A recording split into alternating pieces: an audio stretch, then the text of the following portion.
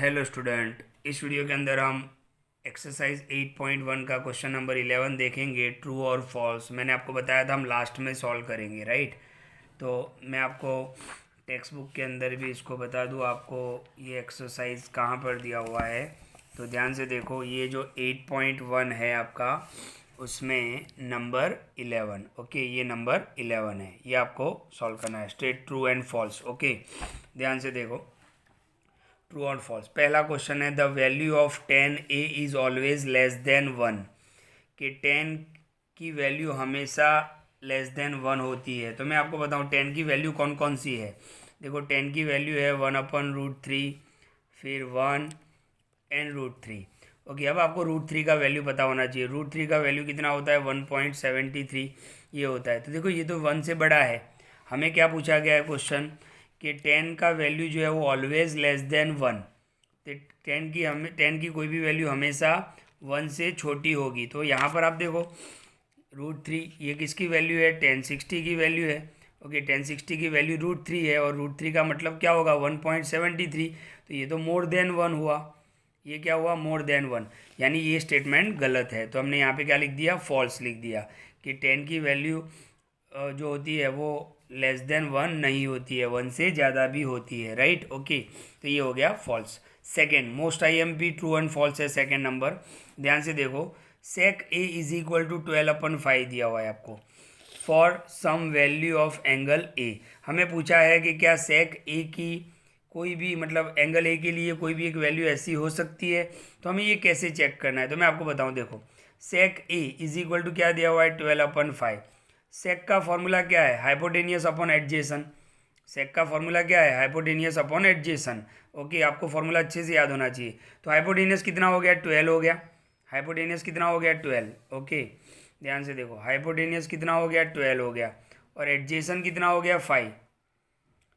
Adjacent 5 हो गया। Okay, तो एक स्टेटमेंट आपको याद रखना है कि hypotenuse is always greater than adjacent side and opposite side. Hypotenuse हमेशा बड़ा होना चाहिए, एडजेसन साइड से भी और ऑपोजिट साइड से भी। तो यहाँ पे देखो, हाइपोटेनियस 12 है और एडजेसन 5 है, मतलब हाइपोटेनियस बड़ा है। तो ये वैल्यू हो सकती है, सेक ए की कोई भी एक वैल्यू ये हो सकती है। तो ये स्टेटमेंट क्या है? ट्रू। ये याद रख लो, बहुत ही इंपॉर्टेंट स्टेटमेंट है ये, ट्रू और फॉल्स में हमेशा पूछते ही है। अच्छा हाँ, अगर आपको सेक ए की वैल्यू ऐसे दी होती कि 5/12, तो हाइपोटेनियस 5 होता और एडजेसन 12 होता, तो ये स्टेटमेंट रॉन्ग हो जाता। क्यों? क्योंकि हाइपोटेनियस छोटा हो गया और एडजेसन बड़ा हो गया, ये कभी नहीं होगा। आप ध्यान रखो, ये राइट एंगल ट्राइंगल के अंदर सबसे बड़ी साइड हाइपोटेनियस होती है।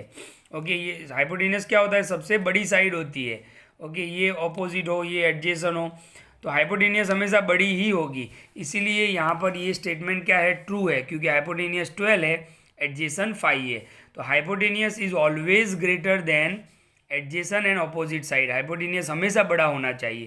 तो ये स्टेटमेंट कैसा है? ट्रू है। ओके, तो ये नंबर टू जो है वो ट्रू है। नंबर 3 पर आते हैं, बहुत ही आसान है।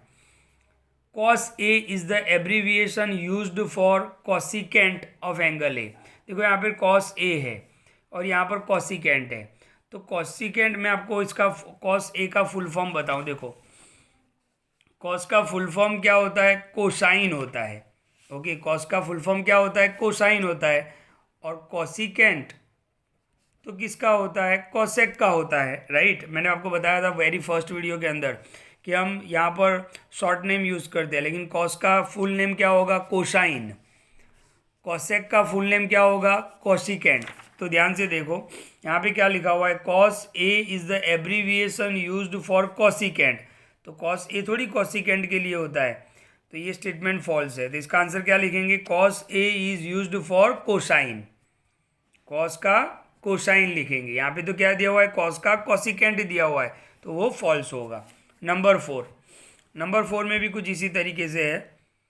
Cot A is the product of cot and ए।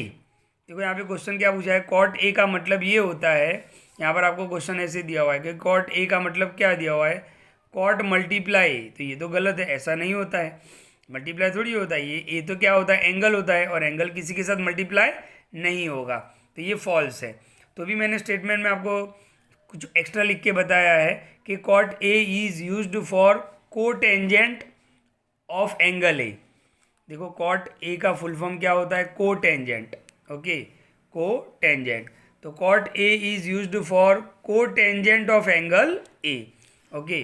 वैसे भी प्रोडक्ट कॉट ए और ए थोड़ी होगा, आप ऐसे थोड़ी लिख सकते हो। हम देखो साइन ए को हम ऐसे थोड़ी लिख सकते हैं, साइन मल्टीप्लाई ए, ये ट्रिग्नोमेट्रिक फंक्शन है, ये एंगल है, ये ऐसे मल्टीप्लाई में थोड़ी लिख सकते हैं, ये गलत है। तो यहाँ पे यही तो दिया हुआ है कि प्रोडक्ट प्रोडक्ट यानी मल्टीप्लाई, तो ये स्टेटमेंट भी क्या है, फॉल्स है। 5 नंबर वही बात आई जो सेकेंड नंबर में था, sine theta is equal to क्या दिया हुआ है, 4/3 फॉर सम एंगल थीटा। तो देख लो sine is equal to 4/3, sine का फॉर्मूला क्या है, अपोजिट अपन हाइपोटेनियस, तो अपोजिट कितना हो गया 4, हाइपोटेनियस कितना हो गया 3। देखो यहाँ पर हाइपोटेनियस छोटा हो रहा है, हाइपोटेनियस 3 है, अपोजिट 4 है। तो हमने आगे ही पढ़ा कि hypotenuse is always greater than opposite और एडजेसेंट साइड, हाइपोटेनियस हमेशा बड़ा होना चाहिए, तो यहाँ पर हाइपोटेनियस छोटा है, इसलिए ये स्टेटमेंट क्या है, फॉल्स है, ओके। तो इस वीडियो को बिल्कुल ध्यान से देखिए, ये 8.1 का क्वेश्चन नंबर 11 है। अच्छा मैं आपको बता दूँ, पहला फॉल्स है, दूसरा ट्रू है, ओके, थर्ड फॉल्स है, फोर्थ भी फॉल्स है और फिफ्थ नंबर भी फॉल्स है, यानी एक ही ट्रू है, कौन सा, सेकेंड नंबर ही ट्रू है, क्योंकि उसमें हाइपोटेनियस की वैल्यू बड़ी थी, एडजेसेंट की वैल्यू छोटी थी। ये स्टेटमेंट आप याद रख लो कि hypotenuse is always greater than adjacent side and opposite side, okay. तो ये ट्रू और फॉल्स।